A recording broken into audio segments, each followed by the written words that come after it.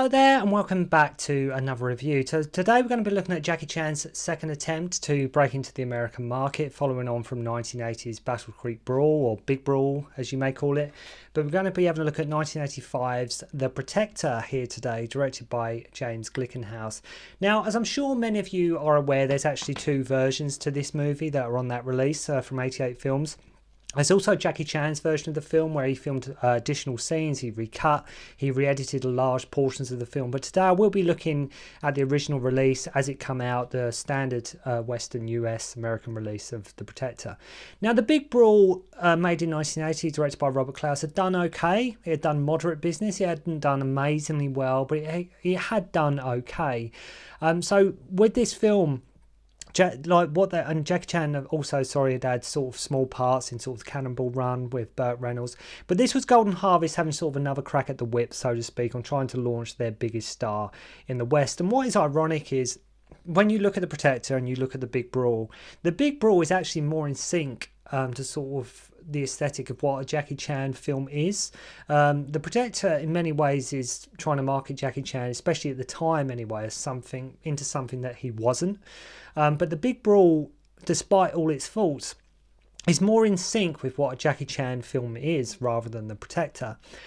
James Glickenhaus at the time, I think only had about 3 films to his name under his belt. I think one of his most famous films is The Exterminator. I think later on he had something to do with the Basket Case films. I think he may have produced the Basket Case, especially 2 and 3. I think he had something to do with them.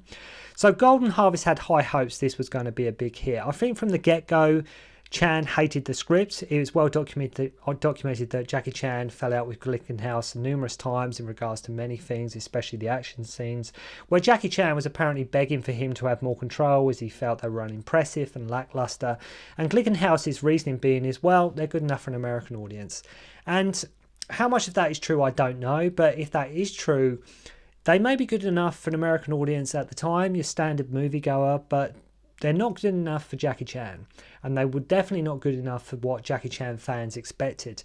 And like I say, where Jackie Chan was he had done Wheels on Mills, he directed Project A, he'd done Dragon Lord at this point, Young Master. He was really very much in his stride. This was, sort of 83, you could argue, onwards. Starting with Project A was pretty much the start of the sort of the golden era, sort of for all them classic Jackie Chan Sammo Hung vehicles. So making this, Jackie Chan knew what he was talking about, right? So to have somebody tell you, no, we're in charge, Jackie Chan had no say in this film in terms of editing, post-production, camera angles and things like that. Jackie Chan was very much just the star. And I can fully understand and sort of respect how frustrated Jackie Chan must have been throughout, the production of this movie. They also butted heads with the director trying to turn him into sort of a Dirty Harry, Clint Eastwood, where Jackie Chan very much, I think the old idea was he wanted very much to be that Chan Kakur character from Police Story that this film would give Jackie Chan. That's one thing you can say about The Protector, is it did inspire Police Story, which is obviously one of Jackie Chan's most well-known, best, most amazing films. So The Protector does have that going for it. If nothing else, it did inspire Jackie Chan to do Police Story. And I think Jackie Chan doing Police Story is pretty much him saying to Glickenhaus, I'll show you how that's done, right? I'll show you how, a cop action movie is done. And as we all know, Police Story is vastly superior. I mean, Jackie Chan smiles quite a bit in this movie at various points. He was never going to pull off that rugged, tough, macho cop role because, as I say, Jackie Chan has such an amazing smile. Not to say he can't do sort of mean, moody, silent, them type of roles, but in this film where he's sort of smiling throughout and sort of the character at the time with Jackie Chan sort of being that underdog character who always sort of comes up trumps in the end and you root for him. This is going against that aesthetic. This is going against sort of that character. This is trying to market Jackie into something that he wasn't, especially at the time anyway. Even getting so bad at one point that I think Jackie Chan even walked off set because of the contract. He had to finish the movie. Returning to Hong Kong, fully disappointed and frustrated. Jackie Chan, as I mentioned, so ashamed of the US cut. He got some of the cast back. He reshot and re-edited most of the movie. And in his eyes, this film just wasn't good enough. I will get round to reviewing the Jackie Chan version of The Protector, but as I say, I will look at the Western release today. If you go on the Wikipedia page and you look at the Protector, it does list all the sort of differences between the two versions. So is the Protector that bad, right? Is this film as bad as what some people would like have you think it is? In a way, no. I think like I say, Big Brawl is more in tune with what a Jackie Chan film is, but this film, it's not as bad as what some people would have you think, because as a cheesy 80s action cop movie, it fares okay. It's, it ticks the boxes to what an 80s buddy cop action movie is. But as a Jackie Chan movie, unfortunately, it fails sort of on all levels. And that's the real shame with The Protector. Without Jackie Chan in this movie, and if just by the numbers, 80s cop movie, and this had some generic actor in it, The Protector would be all but forgotten about. Okay, so Jackie Chan is the one saving grace in this movie. It's nothing hugely original. The music is dated, but it's one of them movies, especially when I was growing up and I saw it for the first time, I was like, wait, what? Jackie Chan did that? Like, he's talking English, he's swearing, he's a New York cop, and all these things. And it was, even in many ways, even to this day, I'm sort of sometimes a bit bewildered by The Protector. Like, why would they sign Jackie Chan onto this with this kind of movie? But we'll be getting into it today. So the film opens with these very 80s punks rigging the traffic lights so they can rob a truck. We see Jackie and his partner Michael on patrol. I mean, right away, Jackie's smiling, right? Why have him portray a tough, no-nonsense cop? I mean, he looks so cute and adorable in this movie, like especially some of the scenes, that it's just Jackie Chan. It's Jackie Chan of the day, as I say, that cute underdog hero who you always root for. And in this, like they say, it goes, sometimes the character, even in the film, contradicts what the character was doing or saying in another scene. And the whole movie just feels like such a wasted opportunity, unfortunately, and none of that is Jackie Chan's fault. He plays Billy Wong, and we learn he has been in America for 10 years, giving him such great lines as, "I'm meeting a girl later who's going to help me celebrate." So, yeah, that's what we want from Jackie Chan movie, just a sex-mad cop. I mean, they make out he's such a player and such a womanizer with certain things as well. And it's all, while we're on the subject, it's always Billy, isn't it? We have Billy Lowe in Game of Death. We have Billy Chong, the old the kung fu star from back in the day. There's Billy Chiao, who was in loads of, sort of the Summer Hungs. And now we've got Billy Wong. So they find this robbed truck. And I love how Jackie Chan is carrying a full-blown rifle here. I mean, is that standard? His partner Michael says to the driver, why you stop at a red light in the Bronx with Lowe's computers? Like, what? Like, blaming him for stopping at a red light. Like, he says, why would you stop at a red light if you're carrying loads of computers? Like, the driver's just following law. You're meant to stop at a red light. And he's like, Michael, his partner, sort of has a go at him like it's actually his fault. There are so many cliche things that are said and happen in the movie, and I will try and point them out as I go along. So whilst having a drink at a bar, the place gets held up by some baddies. Billy goes to the bathroom, and I swear one of the guys is Mike Starr, who you'll probably mostly remember from Dumb and Dumber. He's been in loads of films, but probably widely known for being in Dumb and Dumber. So his partner gets shot, and he's like, "Get them bastards, Billy." And it just reminds me of McBain from The Simpsons. The McBain character who's sort of always taking the mickey out of ridiculing sort of them 80s action flicks, especially sort of Arnold Schwarzenegger, Stallone type films. And this film plays into that as well, to say that 80s sort of movie, the cliche type of thing. So he's like, "Get them bastards, Billy." Billy chases after them after a brief gun battle, and this guy doesn't have a lot of luck. He climbs up some barbed wire, then his legs goes through a walkway at the dock. And I can't stress enough as well, in terms of Jackie Chan, look how he looks in the movie. He looks really cool in the movie. He does look really suave. He's got the cool factor going on. Jackie Chan does look really on form in this movie. Then we have the infamous "Give me the effing keys" line, which really not much to say. It's just Jackie dropping the F-bomb. And then so we have Jackie Chan, right? We've got Jackie Chan in an American movie. And guess what? To open the movie with let's get the audiences hooked right away, we've got Jackie Chan. Rather than big stunts or a great fight scene, let's open with a standard boat chase. You've got Jackie Chan there. You've got Jackie Chan in your movie. let's just do a boat chase. And it's the most generic boat chase you will ever see. Billy Chong even has like the Bruce Lee type of sunglasses going on. So after launching his boat into another boat, we have Michael's funeral. And I always found it weird seeing Jackie Chan, especially at the time, seeing Jackie Chan in like sort of a New York cop, American cop sort of outfit. She's gone full-blown American movie at this point. So he gets a telling off from his chief, who actually calls him a super cop. I mean, well, it is Jackie Chan. He is super cop after all. Have the whole, you're out of line, I will take your badge. And he gets put on crowd patrol. Then we have a lame-ass slow clap from his colleagues as he's walking out the station. As I'm getting, like I say, so many things that are cliche in this movie. So at a fashion show where he's working security, he meets Garoni, played by Danny Aiello. They meet Laura Shapiro and Bill Superfoot Wallace as Benny Garucci, who works for her father, and he's like, stop hassling her. Her father is like a crime boss who owns half the city and is largely there, sort of an unseen presence. I think you, if I can recall, you do see him, but I don't think you see him that much, if I recall. Who can forget such charming lines from these two cops, such as nice legs, nice tits. So the place gets raided by these masked guys and Laura gets kidnapped. Seems wherever Billy goes, there is trouble. Billy finds out Garucci has been calling Hong Kong a lot. A guy comes in who mentions Harold Koh, played by the always dependable Roy Chiao.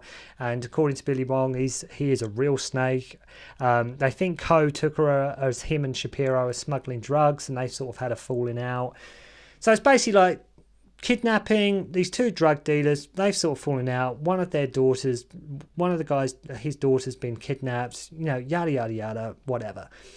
So Wong and Garoni go to Hong Kong to investigate as Billy has contacts or something like that. The number Benny was ringing was for a massage parlour. They go there and mention his name, trying to get a lead. In a way, the film foreshadowed sort of that.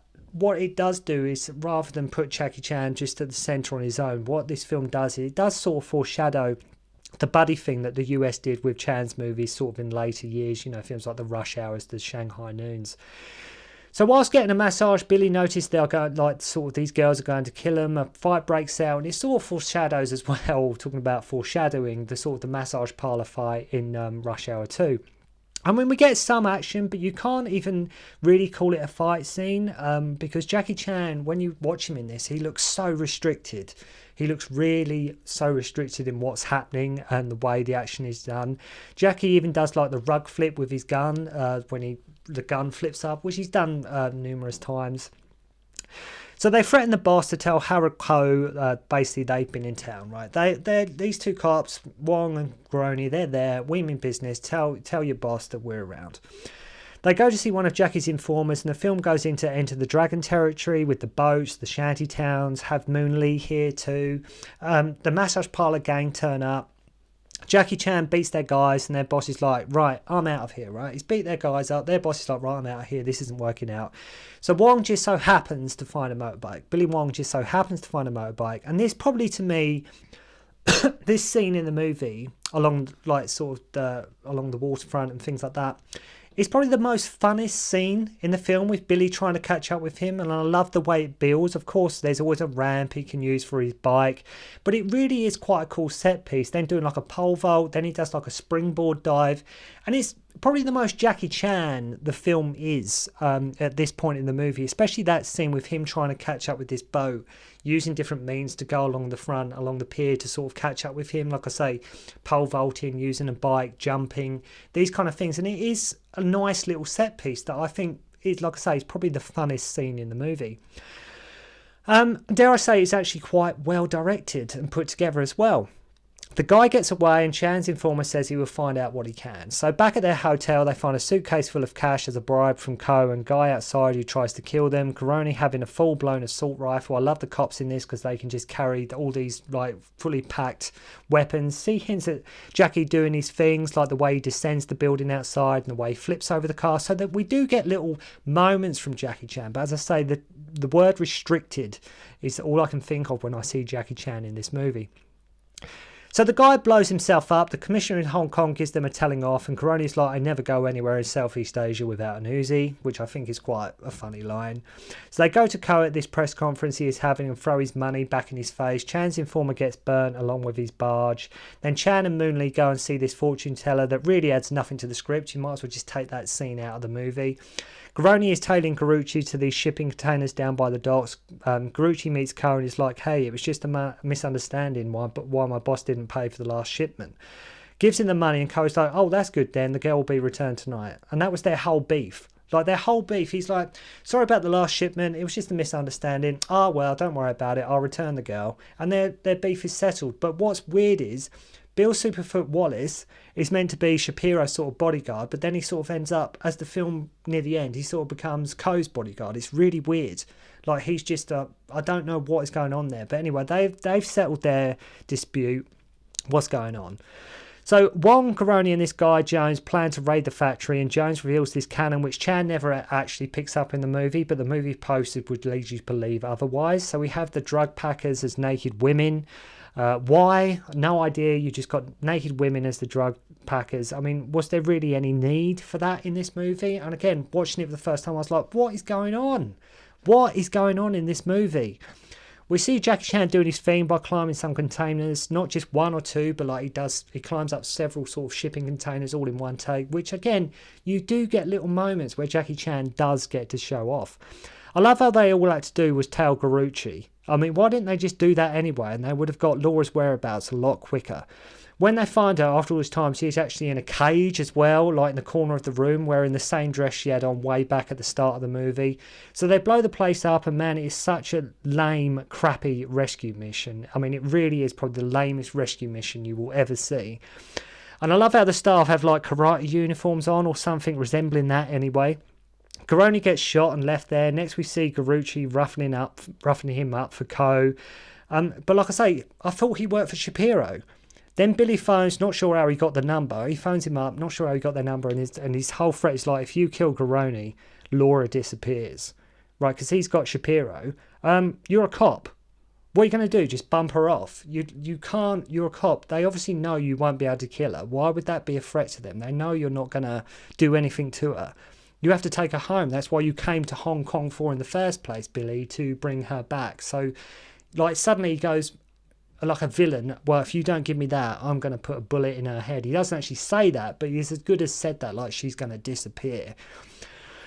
Why does Ko even want her back if Garucci has paid him for the shipment? That's what I'm saying. If they've settled their grievances, these two, why does Ko even want her back? He's like, it's like Billy says to her, well, I'll do something to the girl, she'll disappear. Why does Ko even want her? They've settled their dispute. It's over. She can go home. Why is he all of a sudden, like I say, why is Garucci as well all of a sudden Ko's bitch? They agree to meet, and Wong goes along because he is a tough guy. So Laura Jones, Wong and Garoni are all together. Then when Billy gets to Ko's, Laura is being held by the commissioner. Wait, what? I thought she was just with you. Why does Ko need her back? I don't get it. So we have the end fight between Chan and Wallace, and this is where you need to watch the Jackie Chan edit because, you know, Wheels on Mills, this isn't. You know, that's all I'm saying about the end fight in the American cut of the movie. Wheels on Mills, this is not. So it's not even passable. It's about as lackluster as a Jackie Chan fight scene as you will get. It's sloppy, it's silly, and it's just lazy. Why couldn't Glickenhaus have let Jackie Chan have more control here? I mean, it's over so quick, and did we really need the knuckle duster and the chainsaw? Worth saying that Jackie Chan is working his arse off in this movie as well, doing as much as he can in every scene to make it something, to make it anything more than what it is.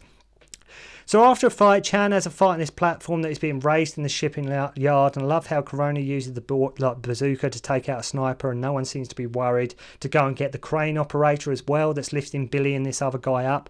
I don't even think you see who's operating this crane where they lift up on this platform. Ko tries to finish off Wong by a machine gun from a helicopter, and Wong drops something via crane onto the helicopter. They return to the US, Ko dies, they return to the US and get rewarded for their efforts, and that's the end. But like I say, Jackie Chan is trying in this movie, okay? It's just a complete and utter misfire. I will get round, the Jackie Chan edit is a lot more it's not perfect, but it's a lot more in tone and consistency of what you expect a Jackie Chan movie to be. Like I say, he's really trying. It's just unfortunately this film misses the target by quite a long way. If you want, as I say, I will review the Jackie Chan edit, but as I say, I hope you enjoyed this review. If you have seen The Protector, let me know what you think of it.